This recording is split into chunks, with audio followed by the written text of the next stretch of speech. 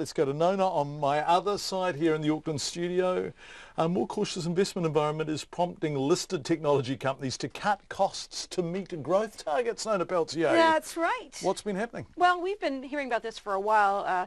There's a lot of tech companies that listed on the market over the last 4 years, say about 10 of them actually, as a matter of fact.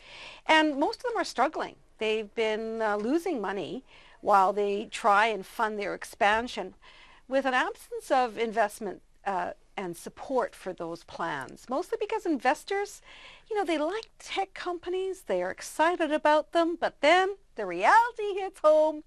These companies are not making the revenue that they'd hoped, and it's costing more to grow their businesses overseas. It's not cheap. And of course, by the time you find out this was the success story, the share price has bolted, right? Pretty much. Okay, so in the end, investors, despite that, they're very excited about tech companies and the idea that they're going to make a lot, the Apples and all those kinds of companies, in Facebook, it's so exciting, but really in reality, it costs a lot of money and they're not willing to foot the bill. So these companies, a number of them, have decided to shed staff, lower their budgets in research and development and even administration costs as a way of trying to bring back those costs and try to live within their means, within the revenue that they are able to generate without counting on investors putting up more cash.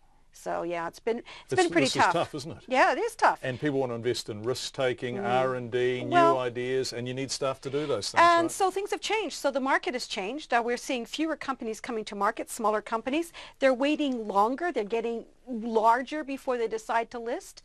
And, we will see some companies listing. I've talked to Brooke Bone with Milford Asset Management. He's an investment director there. He said he knows of a number of, good tech companies that are taking their time, growing, so that they get to a size that when they do list on the market, they're not going to disappoint investors. So it remains to be seen. But we'll have to watch that. But certainly it's not an easy ride, no. Thanks, Nona. Tell us about the markets today. Okay, well, look, the situation with North Korea has been upsetting markets everywhere, except the U.S. market, of course. Independence Day, they've been closed, so they're going to be opening later in the day, and we'll find out what happens then.